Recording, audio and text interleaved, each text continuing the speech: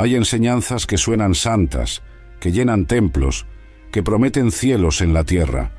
Pero cuando abres las Escrituras con lámpara en mano entre los manuscritos sagrados, descubres algo perturbador. No están allí.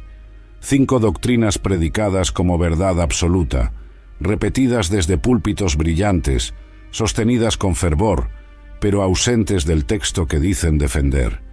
Hoy descubrirás cuáles son, por qué se predican y qué dice realmente la palabra eterna sobre ellas.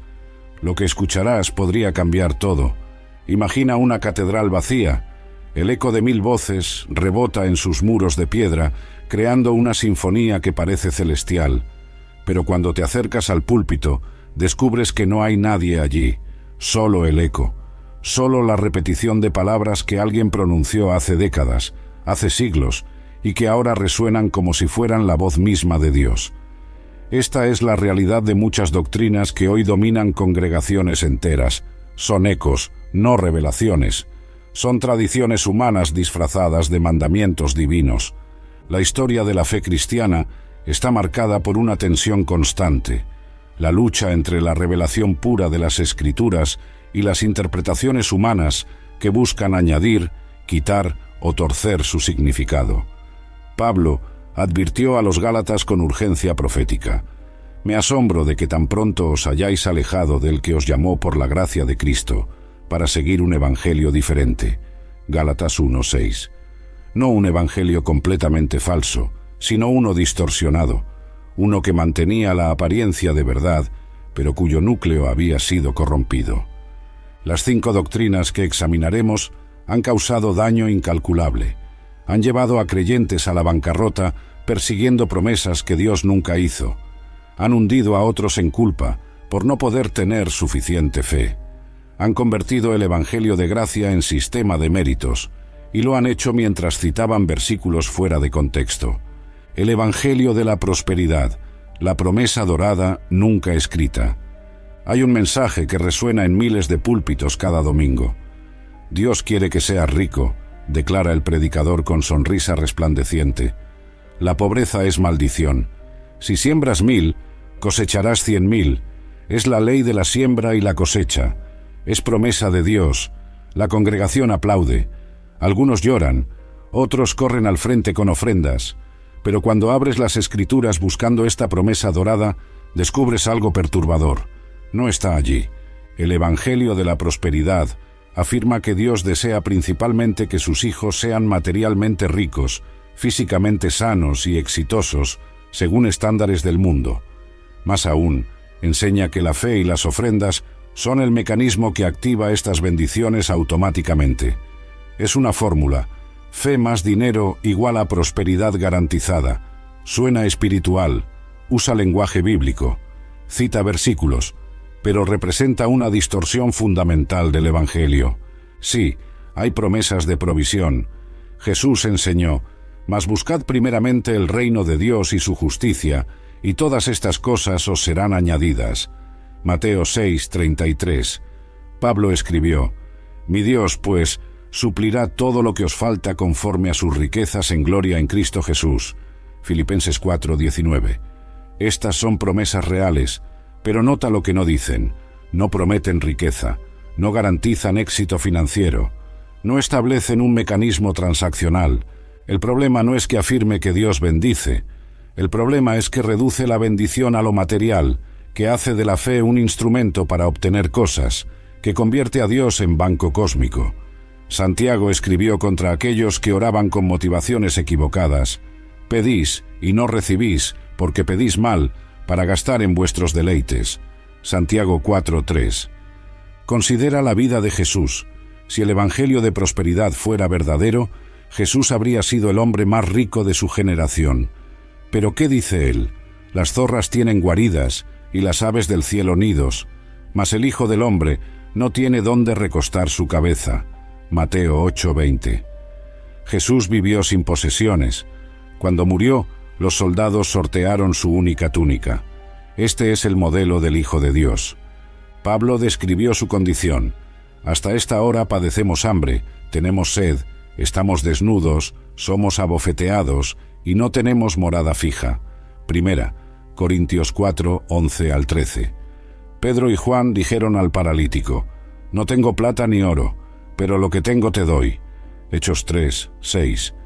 Los líderes de la iglesia primitiva no tenían riquezas materiales, pero tenían poder espiritual.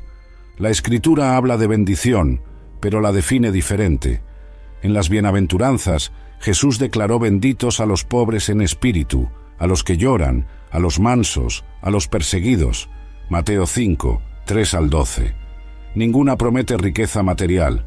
La bendición bíblica se centra en realidades espirituales, relación con Dios, transformación de carácter, esperanza eterna. Pablo escribió: «Así que, teniendo sustento y abrigo, estemos contentos con esto». 1 Timoteo 6, 8. Sustento y abrigo, no mansiones, no autos de lujo, comida y cobertura.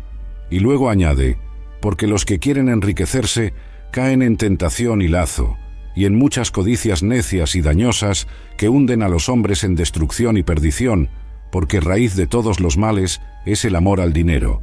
1 Timoteo 6, 9 al 10. El Evangelio de prosperidad falla pastoralmente. Crea expectativas irreales que llevan a crisis de fe. Imagina al creyente que dio su último dinero creyendo la promesa de retorno multiplicado, solo para enfrentar desalojo. Imagina a la madre que oró con fe perfecta por su hijo, solo para verlo morir y concluir que su fe fue insuficiente. El daño es incalculable. Cuando la ofrenda se vuelve transacción, siembra tu semilla de $1000 hoy, declara el predicador, y Dios te devolverá 100 veces más. Es la ley de la siembra y la cosecha. Gálatas 6, 7 dice: «Todo lo que el hombre sembrare, eso también segará. Si siembras abundancia, segarás abundancia». La congregación responde con fervor, pero han sido engañados por una interpretación torcida. Examinemos ese versículo en contexto. Pablo escribe: «No os engañéis, Dios no puede ser burlado, pues todo lo que el hombre sembrare, eso también segará. Porque el que siembra para su carne, de la carne segará corrupción, mas el que siembra para el Espíritu, del Espíritu segará vida eterna». Gálatas 6, 7 al 8. El contexto es moral y espiritual, no financiero. Pablo habla de sembrar en la carne versus sembrar en el Espíritu. No está estableciendo una ley de retorno económico. Los predicadores de prosperidad citan Malaquías 3, 10. «Traed todos los diezmos al alfolí, y haya alimento en mi casa. Y probadme ahora en esto, dice Jehová de los ejércitos, si no os abriré las ventanas de los cielos, y derramaré sobre vosotros bendiciones». One crunchy bite of a Hershey's Cookies and Cream Bar, and I'm taken right back to college move-in day. I was a little overwhelmed by the newness of it all. Boxes were everywhere, I needed a break from unpacking. But just as I was able to take a breath and open my Hershey's Cookies and Cream Bar, my new roommate Rachel walked in. I offered her a piece, but she said no. Then after a beat, she said, "Actually, those are my favorite ones." We laughed. The ice was broken, and we've been friends ever since. Hershey's. It's your happy place. Hasta que sobreabunde. Pero este pasaje, predicado fuera de contexto, se convierte en manipulación. Primero, está dirigido a Israel bajo el pacto mosaico. Segundo, la bendición prometida era agrícola. Tercero, aplicar este pacto antiguo a cristianos sin matizar es hermenéuticamente cuestionable. Hay algo más oscuro. Hace transaccional lo que Dios diseñó relacional. Dios no es cajero automático donde insertas ofrenda y retiras bendición. Él es Padre, no vendedor. Cuando convertimos la fe en fórmula, destruimos su naturaleza. Fe verdadera es confianza en Dios, incluso cuando las circunstancias no cambian. Jesús habló duramente contra esta mentalidad.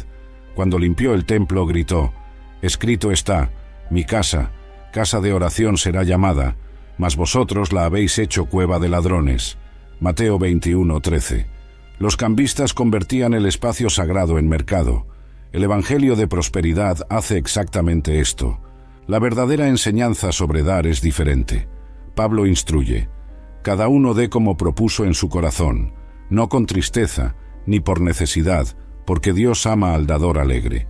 2 Corintios 9, 7. No hay mención de retorno garantizado. Hay alegría, libertad, generosidad que fluye del corazón transformado. Proverbios contiene advertencias que los predicadores ignoran. No me des pobreza ni riquezas, manténme del pan necesario, no sea que me sacie y te niegue y diga, ¿quién es Jehová? Proverbios 30, 8 al 9. El sabio no pide riqueza, pide lo suficiente. Reconoce que tanto la pobreza extrema como la riqueza extrema presentan peligros espirituales.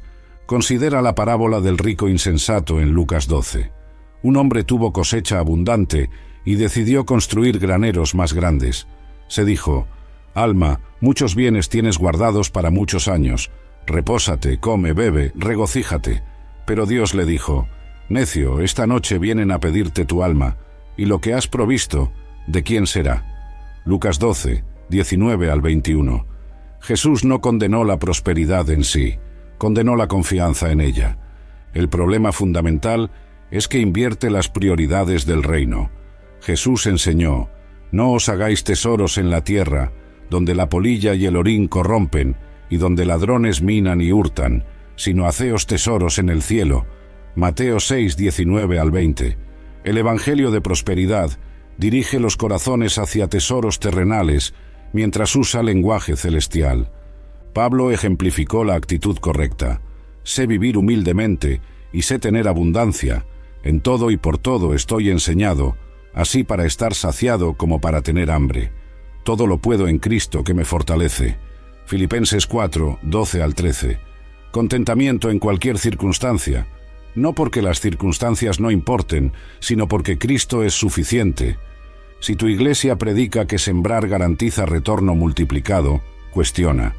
Si la ofrenda se presenta como inversión con dividendos prometidos, rechaza. Dios sí bendice, pero sus caminos no son nuestros caminos. La bendición no se mide en dólares, se mide en transformación, en paz, en gozo, en esperanza inquebrantable. El diezmo obligatorio, cuando el 10% se vuelve ley. El pastor cierra su Biblia y su tono se vuelve grave. Ahora hablemos del 10. La congregación se tensa. Malaquías 3, 8 dice, «¿Robará el hombre a Dios? Pues vosotros me habéis robado. ¿En qué te hemos robado? En vuestros diezmos y ofrendas». Pausa dramática. Si no diezmas el 10%, estás robando a Dios. Estás bajo maldición. Pero si diezmas fielmente, Dios abrirá las ventanas de los cielos. La trampa está puesta. Pero cuando examinas el Nuevo Testamento con cuidado, descubres que esta enseñanza es más tradición que revelación. El diezmo sí aparece en las Escrituras. Abraham dio diezmo a Melquisedec, Génesis 14, 20. La ley mosaica establecía el diezmo para sostener a los levitas, Números 18, 21 al 24. Hasta aquí, claro, el diezmo existió en el Antiguo Testamento, pero la pregunta crítica es, ¿sigue siendo mandamiento vinculante para cristianos bajo el nuevo pacto? Los predicadores argumentan que es principio eterno porque precedió a la ley. Abraham diezmó antes de Israel. Por tanto, el diezmo trasciende la ley. Este argumento suena lógico hasta que aplicas la misma lógica a otras prácticas. La circuncisión también precedió a la ley. ¿Significa que todos los cristianos deben circuncidarse? Pablo respondió rotundamente, no. Gálatas 5, 2 al 6. El sacrificio de animales también precedió a la ley. ¿Debemos sacrificar corderos? Por supuesto que no. El argumento de precedencia no sostiene peso. El Nuevo Testamento es notablemente silencioso sobre el diezmo como mandamiento. Jesús lo menciona solo 3 veces, siempre criticando la hipocresía farisaica. En Mateo 23, 23 dice, «Ay de vosotros, escribas y fariseos hipócritas, porque diezmáis la menta y el eneldo y el comino, y dejáis lo más importante de la ley, la justicia, la misericordia y la fe. Esto era necesario hacer, sin dejar de hacer aquello». Nota, Jesús habla a judíos bajo la ley. Después de la cruz, esta dinámica cambió. Pablo, quien escribió extensamente sobre dar, nunca menciona el diezmo como requisito cristiano. Nunca. Cuando instruye sobre ofrendas, usa lenguaje diferente. Cada primer día de la semana, cada uno de vosotros ponga aparte algo, según haya prosperado. 1 Corintios 16, 2. Según haya prosperado. no un porcentaje fijo, una proporción que refleja la prosperidad individual. Esta es la libertad del nuevo pacto. En 2 Corintios 8 y 9, Pablo dedica 2 capítulos a la enseñanza sobre dar. Cita múltiples principios: dar según los medios, dar con alegría, dar sacrificialmente. Pero nunca menciona el 10%. Si el diezmo fuera mandamiento vinculante, este era el momento perfecto para establecerlo. Pero Pablo habla de gracia, no de porcentajes. El sistema del diezmo bajo la ley era complejo. Había múltiples diezmos: levítico, para las fiestas, para los pobres. Sumados, alcanzaban aproximadamente el 23% anual. Además, estos diezmos eran agrícolas, no dinero. El sistema no es directamente transferible.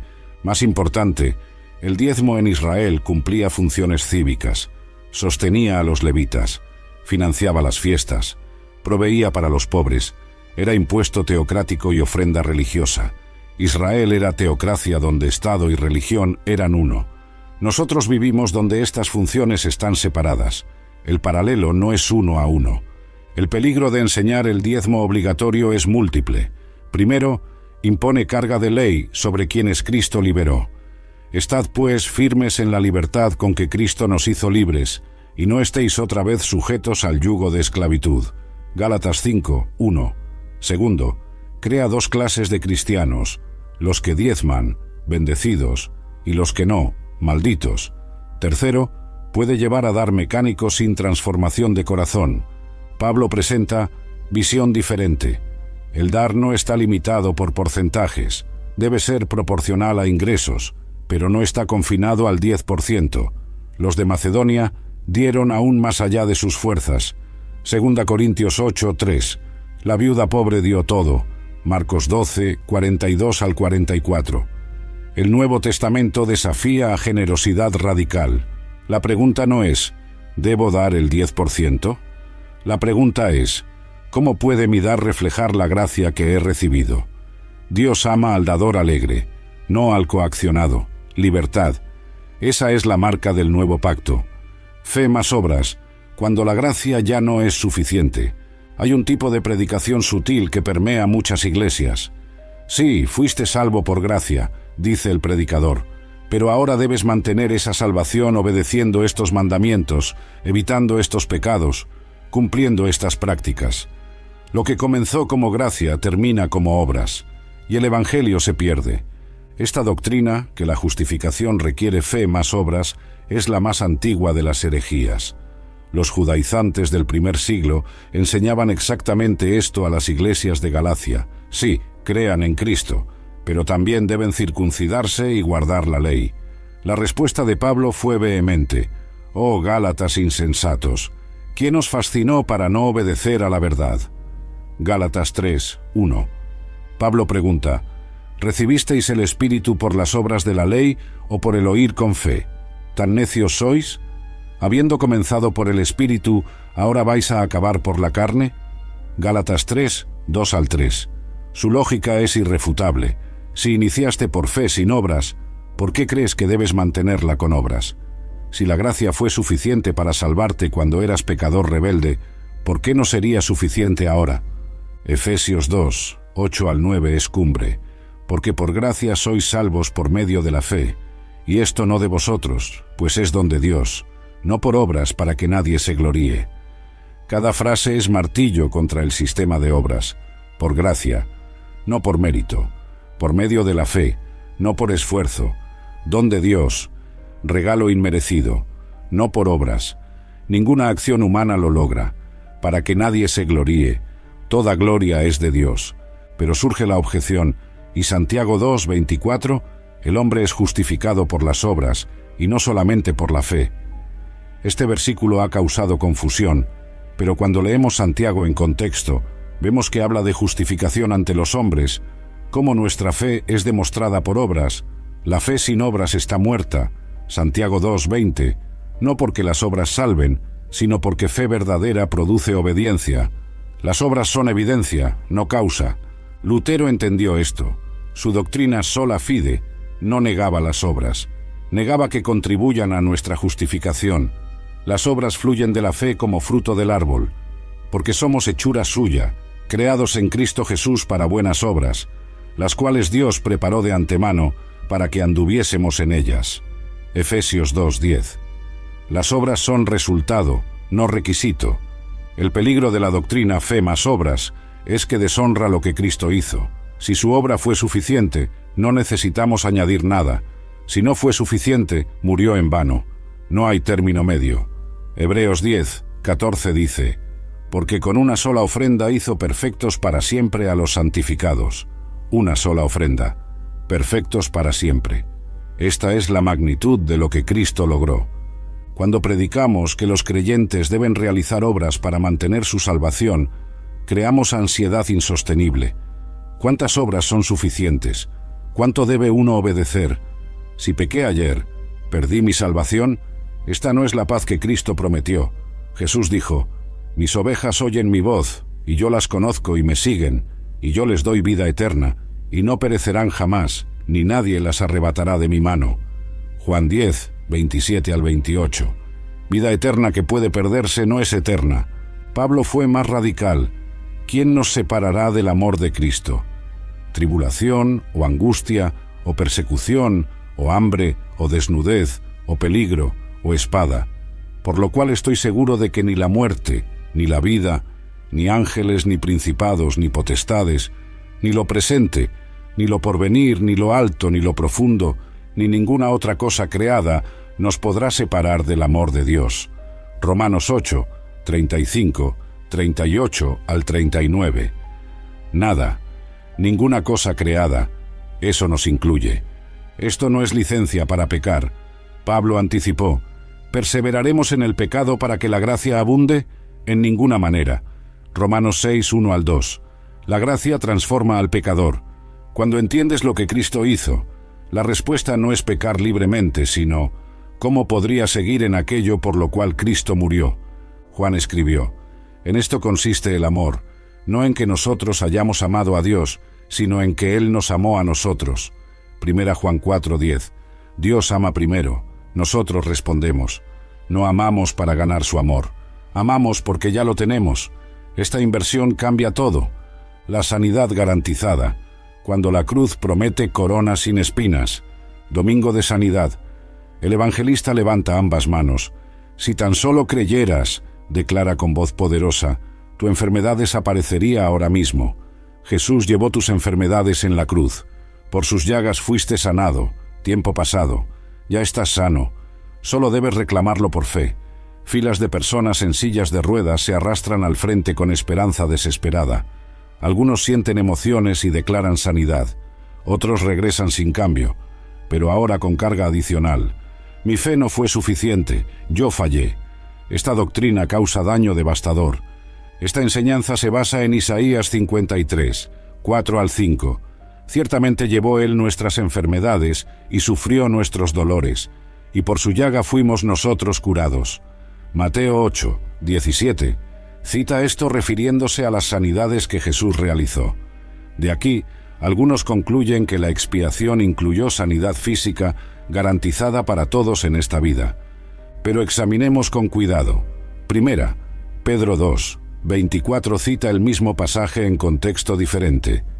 Quien llevó él mismo nuestros pecados en su cuerpo sobre el madero, para que nosotros, estando muertos a los pecados, vivamos a la justicia, y por cuya herida fuisteis sanados. Pedro aplica fuisteis sanados no a enfermedad física, sino a condición espiritual. La sanidad es de pecado.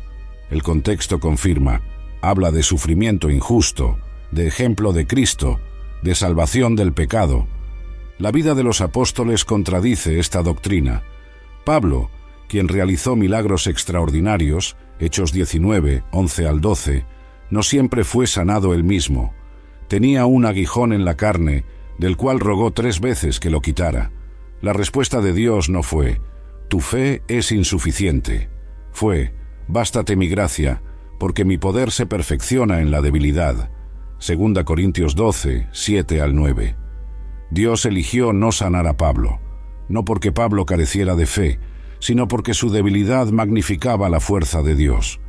Pablo dejó a Trófimo enfermo en Mileto, 2 Timoteo 4, 20. Le recomendó a Timoteo vino por sus frecuentes enfermedades. 1 Timoteo 5, 23. Epafrodito estuvo enfermo casi hasta la muerte. Filipenses 2, 26 al 27. Estos son líderes apostólicos de fe extraordinaria. Si la sanidad fuera garantizada, estos casos serían imposibles. Jesús prometió en Juan 16, 33. En el mundo tendréis aflicción, pero confiad, yo he vencido al mundo. Tendréis aflicción, no si tu fe es débil, simplemente tendréis.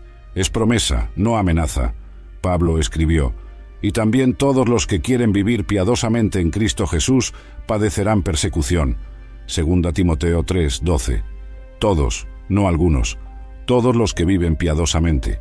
Santiago comienza, hermanos míos, tened por sumo gozo cuando os halláis en diversas pruebas, sabiendo que la prueba de vuestra fe produce paciencia. Santiago 1, 2 al 3. Si las pruebas fueran señal de fe deficiente, ¿por qué gozarnos? Porque las pruebas cumplen propósito divino, producen carácter, profundizan dependencia, reflejan la imagen de Cristo que sufrió siendo perfecto. Pedro escribió, porque esto merece aprobación, si alguno a causa de la conciencia delante de Dios sufre molestias padeciendo injustamente, pues para esto fuisteis llamados, porque también Cristo padeció por nosotros, dejándonos ejemplo. 1 Pedro 2, 19 al 21. Fuimos llamados a sufrir siguiendo el ejemplo de Cristo. El problema fundamental es que hace del sufrimiento algo anormal, pero las Escrituras lo presentan como componente esperado, no porque Dios sea sádico, sino porque vivimos en mundo caído. Cristo nos salvó del pecado, nos garantizó resurrección, pero no nos inmunizó contra las consecuencias de vivir en creación quebrantada. Romanos 8, 18 al 23, presenta visión balanceada. Las aflicciones del tiempo presente no son comparables con la gloria venidera. Toda la creación gime, y no solo ella, sino que también nosotros mismos, que tenemos las primicias del Espíritu, nosotros también gemimos dentro de nosotros mismos, esperando la adopción, la redención de nuestro cuerpo. Gemimos, esperamos redención futura, todavía no la tenemos completamente. Dios sí sana. Santiago 5, 14 al 15, instruye a los enfermos a llamar a los ancianos para que oren. La oración por sanidad es bíblica, pero es oración, no demanda, es petición, no reclamación, y la soberanía de Dios determina el resultado. A veces sana milagrosamente, a veces no sana en esta vida. Todas son respuestas legítimas de un Dios soberano. Una madre cristiana se arrodilla junto a la cama de su hijo enfermo de cáncer. Ha orado con fe, ha ayunado, ha sembrado ofrendas. Los ancianos ungieron a su hijo. El evangelista profetizó sanidad completa, pero el niño empeora. Los doctores hablan de semanas, y en medio de su dolor, la madre enfrenta tortura adicional. ¿Es mi falta de fe? ¿Estoy impidiendo el milagro? Esta es la crueldad de enseñar que la sanidad es garantía. Convierte tragedia en culpa. Añade vergüenza espiritual al dolor físico. El daño pastoral no puede exagerarse. Cuando predicamos que todo creyente verdadero debe estar sano, creamos categorías de cristianos de primera clase, los sanos, y de segunda clase, los enfermos. Los que sufren enfermedad crónica no solo enfrentan el dolor, enfrentan también la sospecha. ¿Qué pecado oculto hay en tu vida? Esta no es la pastoral de Cristo, que se acercó a los enfermos con compasión, no con acusación. Considera la historia de Job. Satanás afligió a Job con sarna maligna desde la planta del pie hasta la coronilla de la cabeza. Job 2, 7. Sus amigos, teólogos de prosperidad de su época, insistieron que su sufrimiento era castigo por pecado oculto. ¿Qué hombre inocente pereció alguna vez?, argumentó Elifaz. Job 4, 7. Su teología era simple. Buenos son bendecidos, malos son castigados. Si sufres, es porque pecaste. Pero Dios refutó esta teología. Al inicio del libro declara que Job era varón perfecto y recto, temeroso de Dios y apartado del mal. Job 1, 8. El sufrimiento de Job no tenía que ver con falta de fe o pecado. Al final, Dios confronta a los amigos. Mi ira se encendió contra ti, porque no habéis hablado de mí lo recto, como mi siervo Job. Job 42, 7. Los amigos hablaron teología que sonaba piadosa. Defendieron la justicia de Dios, pero su teología era falsa, porque no permitía espacio para sufrimiento inocente, para pruebas que no son castigo. Esta es exactamente la falla de la doctrina moderna de salud garantizada. Jesús demolió la conexión simplista entre pecado y sufrimiento. Cuando los discípulos vieron a un hombre ciego de nacimiento, preguntaron: «Rabí, ¿quién pecó, este o sus padres, para que haya nacido ciego?» Juan 9:2. Esperaban que Jesús identificara el pecado. Su respuesta revolucionó la teología. No es que pecó este, ni sus padres, sino para que las obras de Dios se manifiesten en él. Juan 9:3. El sufrimiento no siempre es consecuencia de pecado. A veces es escenario para gloria divina. La doctrina de sanidad garantizada ignora que vivimos entre dos venidas. Ya experimentamos algunas bendiciones del reino, perdón, Espíritu Santo, nueva vida, pero todavía no experimentamos todas, cuerpos glorificados, ausencia total de dolor. Los teólogos llaman a esto escatología ya, pero todavía no. Ya somos salvos, pero todavía no completamente glorificados. Ya tenemos primicias del Espíritu, pero todavía gemimos esperando redención corporal. Romanos 8:23. Esta tensión explica por qué Dios sana a algunos, mientras permite que otros mueran creyendo.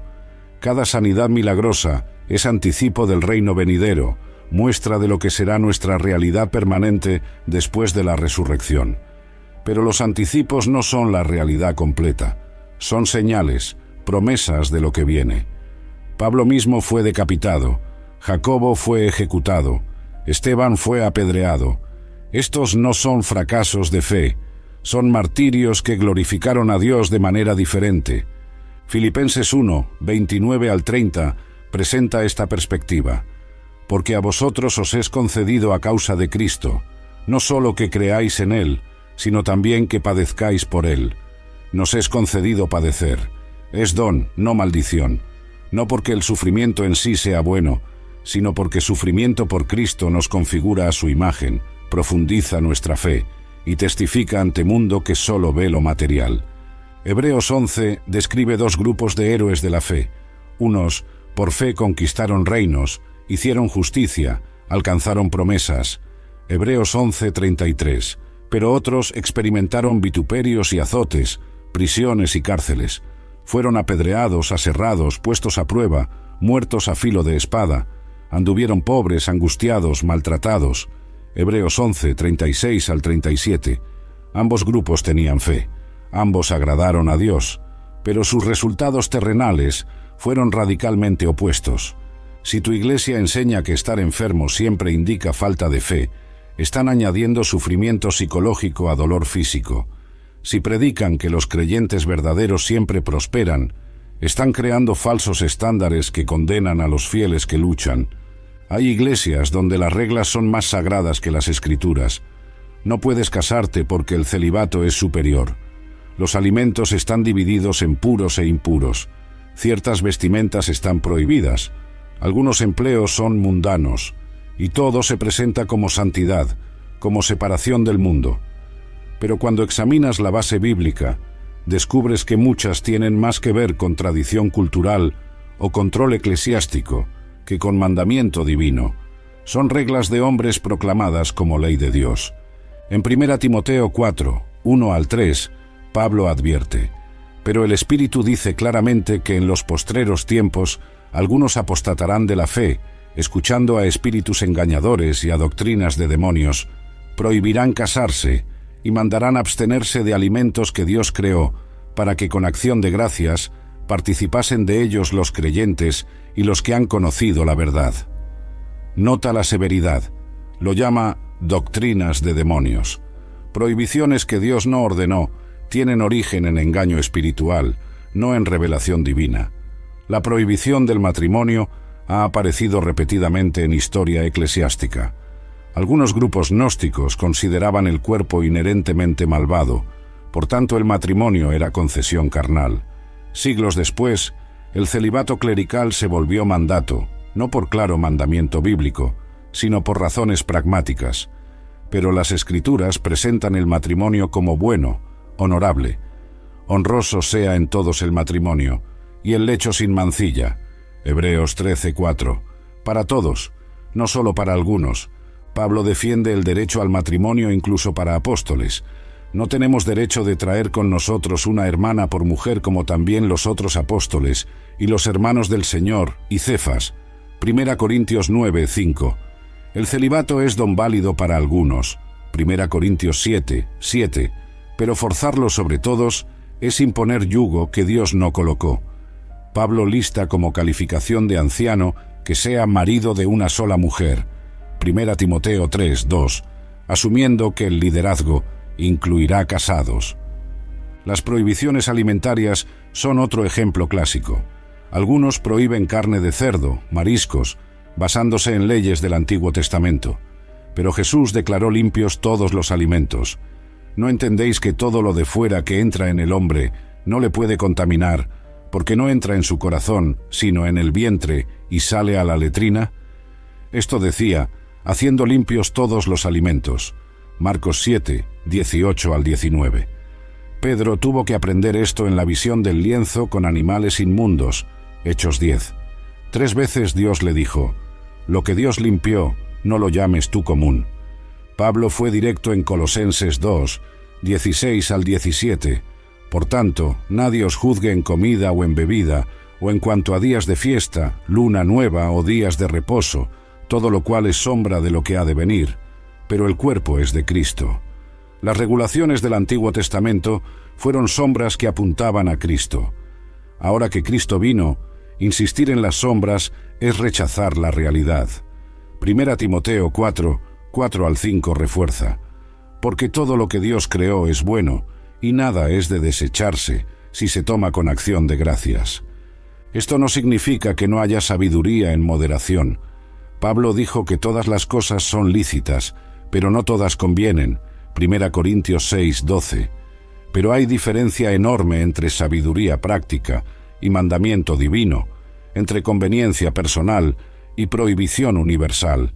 Convertir preferencias en dogmas es el error que Jesús condenó, pues en vano me honran, enseñando como doctrinas mandamientos de hombres. Mateo 15:9. El problema es que malentiende la santidad. Los fariseos creían que santidad significaba separación externa, evitar contacto con cosas impuras. Jesús enseñó que santidad es transformación interna. Nada hay fuera del hombre que entre en él, que le pueda contaminar, pero lo que sale de él, eso es lo que contamina al hombre. Marcos 7:15. La contaminación viene del corazón corrompido, no de alimento externo.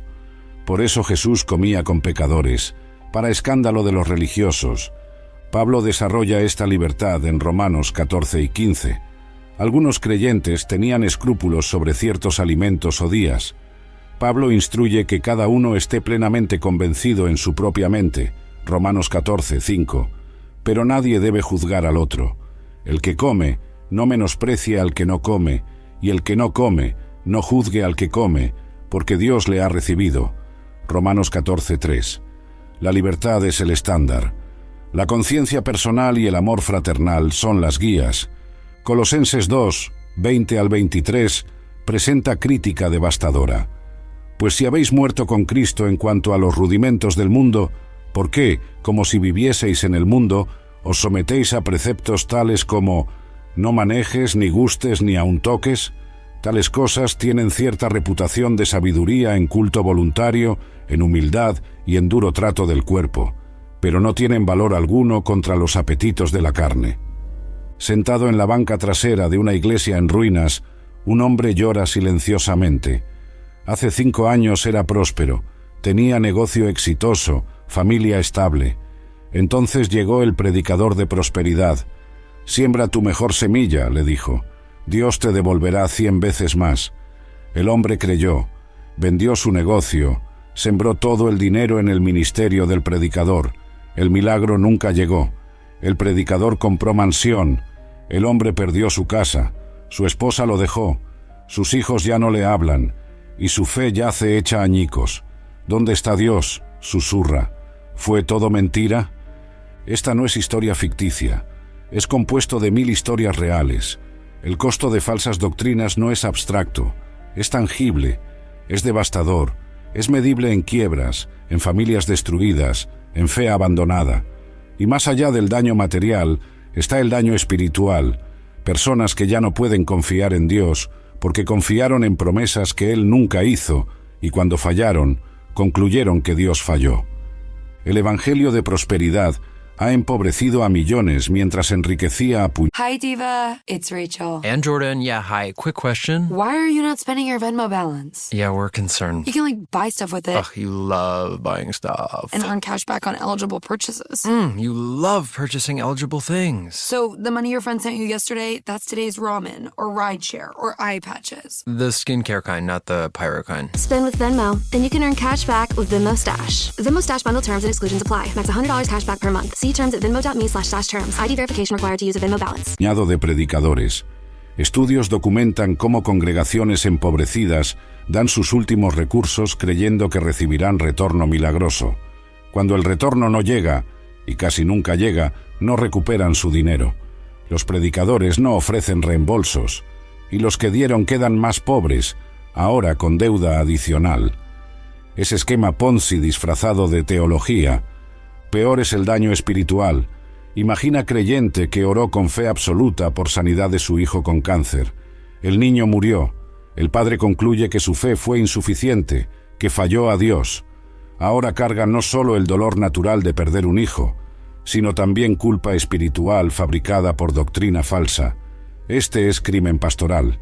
Es infligir herida sobre herida. La doctrina de que debes mantener tu salvación con obras crea ansiedad perpetua. Conocí mujer que oraba compulsivamente horas cada día, no por amor a Dios, sino por terror de perder su salvación. Ayunaba hasta el agotamiento. Leía su Biblia con desesperación. Su vida espiritual era campo de concentración de autoimposición religiosa. Cuando descubrió que la salvación es por gracia y no puede perderse, lloró durante días. Años desperdiciados en esclavitud basada en doctrina falsa. El legalismo de prohibiciones crea fariseos modernos, personas que miden espiritualidad por cumplimiento externo de reglas arbitrarias, que juzgan a otros por no conformarse a estándares que Dios nunca estableció, que sienten superioridad espiritual porque evitan ciertos alimentos, visten cierta manera. El resultado es orgullo espiritual disfrazado de santidad, lo cual es peor que pecado explícito, porque el pecador sabe que necesita gracia, mientras el fariseo cree que la merece. Pero hay costo más sutil. Estas doctrinas distorsionan el carácter de Dios. Cuando enseñas que Dios garantiza prosperidad a los fieles, lo conviertes en máquina expendedora. Cuando enseñas que permite enfermedad solo como castigo, lo haces sádico. Cuando enseñas que debes mantener salvación con obras, niegas su gracia. Cuando impones prohibiciones que Él no impuso, lo haces tiránico. Cada falsa doctrina pinta retrato distorsionado de quien Dios realmente es. El Dios de las Escrituras es más complejo, más misericordioso, más sabio que las caricaturas que estas doctrinas pintan. Es Dios que permite sufrimiento porque tiene propósitos más profundos que comodidad temporal. Es Dios que salva completamente por gracia, porque reconoce que nuestras obras nunca serían suficientes. Es Dios que da libertad, porque confía en el Espíritu Santo para guiar desde dentro, no en reglas externas para controlar desde fuera. Santiago 3:1 advierte: hermanos míos, no os hagáis maestros muchos de vosotros, sabiendo que recibiremos mayor condenación. Mayor condenación.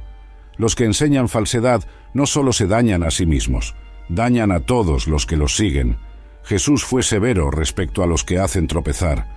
Cualquiera que haga tropezar a alguno de estos pequeños que creen en mí, mejor le fuera que se le colgase al cuello una piedra de molino de asno y que se le hundiese en lo profundo del mar. Mateo 18:6. Enseñar doctrina falsa es hacer tropezar. El antídoto contra falsa doctrina no es solo conocimiento correcto, es relación profunda con Dios mismo a través de su palabra. Cuando conoces las Escrituras íntimamente, cuando el Espíritu Santo habita en ti, las falsas doctrinas suenan discordantes. Algo dentro de ti, el Espíritu, testifica: esto no es correcto. 1 Juan 2, 20 dice: pero vosotros tenéis la unción del Santo y conocéis todas las cosas. Hay momento en cada catedral antigua cuando, si te quedas completamente quieto, puedes distinguir entre el eco de 1000 voces humanas y la única voz que inició todo. Es momento de silencio sagrado, de claridad penetrante, de retorno a lo esencial. Hemos explorado 5 doctrinas que no existen en la Biblia, pero que muchos predican como si fueran palabra divina. Hemos visto cómo surgieron, por qué suenan convincentes y el daño que causan. Ahora llegamos al momento de decisión.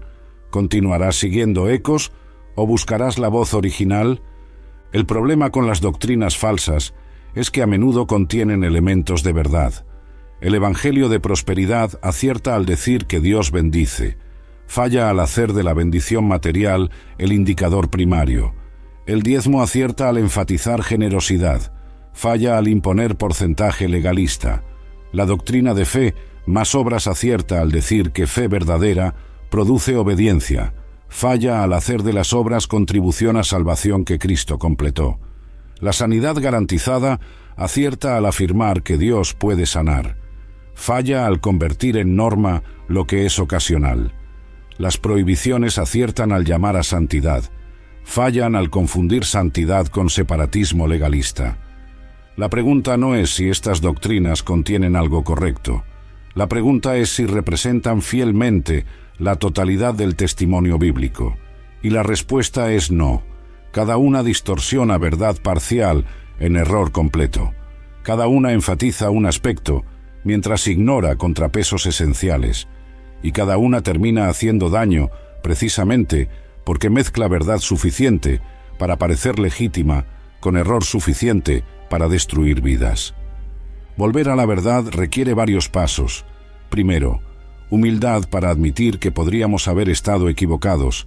Esto es difícil, especialmente si hemos defendido estas doctrinas públicamente, si hemos construido identidad alrededor de ellas.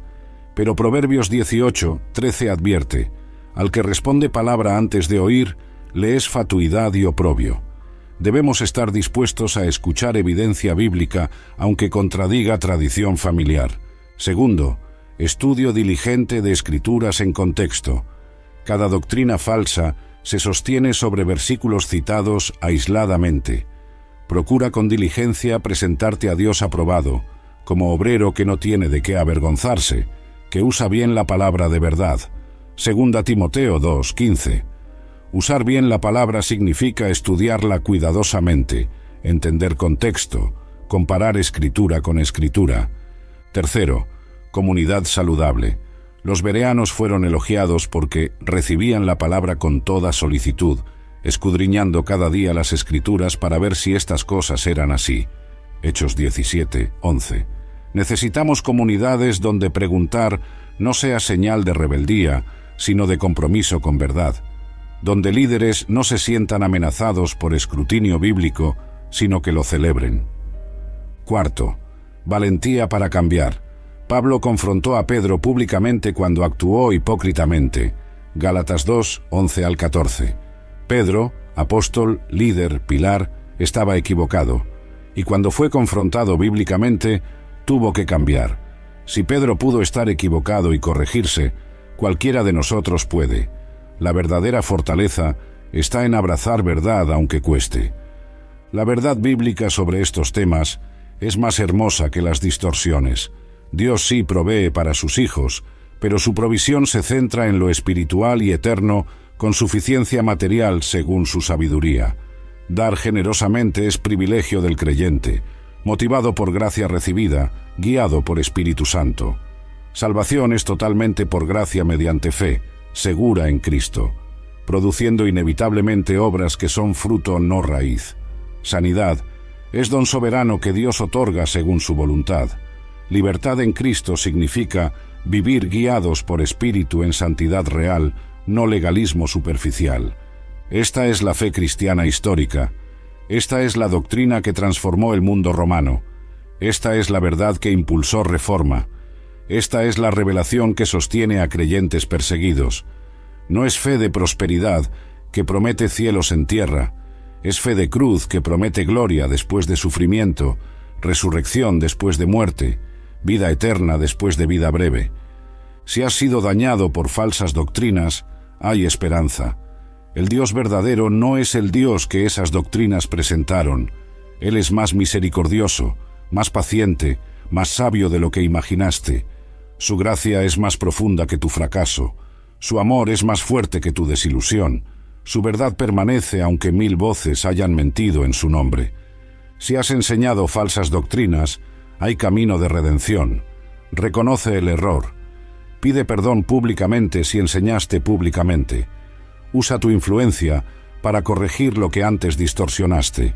No hay vergüenza en cambiar cuando cambias hacia verdad. Termino con oración.